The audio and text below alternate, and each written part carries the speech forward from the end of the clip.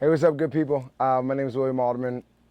Just wanted to check in with you guys in regards to something else that I've been really contemplating and trying to figure out exactly the benefit of ever since I got into archery. And that issue is a sight light. Obviously, there are variable kinds. And in this video, I just wanted to take the time to really break down why I actually think they're way more important than just a use in the blind.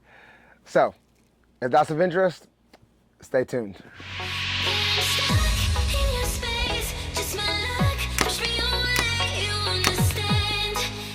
All right, so in the intro I said in the blind. For those that don't know, in the hunting community, maybe you're just here shooting and you like shooting your bow and you've never even heard of what a blind is. Just to paint a quick little picture, the blind is like a tent that you hunt and sit out of. If you watch any YouTube videos, I'm sure you've seen somebody sitting in a blind and them saying, get a short stabilizer so you can use it in a blind. But the sight light is for your fiber when it can't gather light.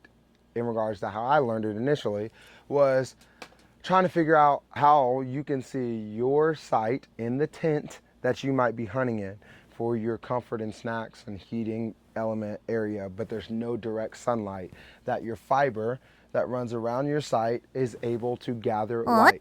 Yo, what is up, good people? So in the process of editing this video, I quickly realized that I said sight over and over again when I definitely meant pin. So the point in fact is still the same in regards to the pin disappearing when it gets on target, which will make more sense in a second. But bear with me, please understand everything in context. And yeah, hopefully the video adds a little bit of value and helps you in some way. I know it helped me, so peace. So that's what these things were always talked about. Now, a lot of the times when it comes down to hunting, I never found myself really needing it, especially at the time I was running my black gold, and even when I was running the Excel sight last year, I've just never, even in low light situations, I never really needed to turn it on. Maybe that's because I'm running a 19 fiber. I'm not sure, but there's way more to a sight light than the hunting community led me to believe, and that's okay, and that's a good thing. The main thing that I found was when I couldn't see my target, and it would blend into the white target when I was shooting on the range, I was like, dude, why can't I see my target? What do I need to do? What do I need to do? Mind you, I had my sight lights attached to my scope, and then with the UV scope, it's built in, and I was just like, I can't see my pin, I can't see my pin. And then I thought that was just kind of part of the whole process. And the main times that I started actually paying attention to it rather than just complaining and then accepting it as a fact, I started realizing like, hey, there might be an actual fix to this. Then I started playing with my sight light when I couldn't see it. And it was a sunny day, mind you, and it was a crazy well-lit target. Totally opposite of what I thought the environment would be for a sight light. But at that point, I said, well, let me bump my sight light up almost to the max. And so I just crank it and I just turn that thing up. I think at the time I actually had this sight light on. It doesn't really matter. I just turned it up to the max.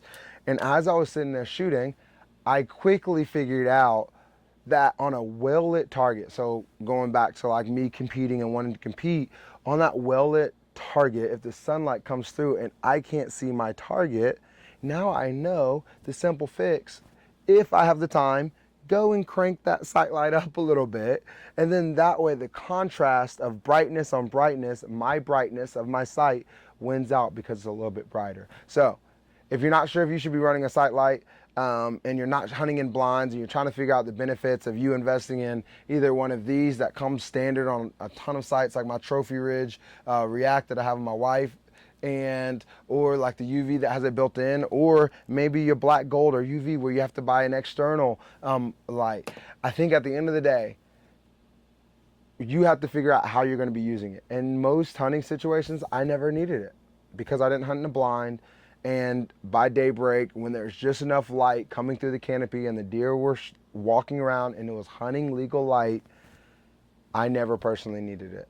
But again, in the very likelihood situation when it comes down to shooting 3D, which most of us are starting to get into, a lot of us are anyways, the sight light makes it so that you can actually see those well-lit targets. So if there's anything you take away from it, please take that, because for the longest, I was just shooting when the sun would hit my white target. Sometimes you guys can see it in the video where it'll kind of blur out. And I'm like, dang, I can't see. Then I'll have to kind of trust the middle of my housing. But at the time, when you're running a multi-pin, you can't really trust just middle of the housing, center everything up and send it where it's kind of blurry.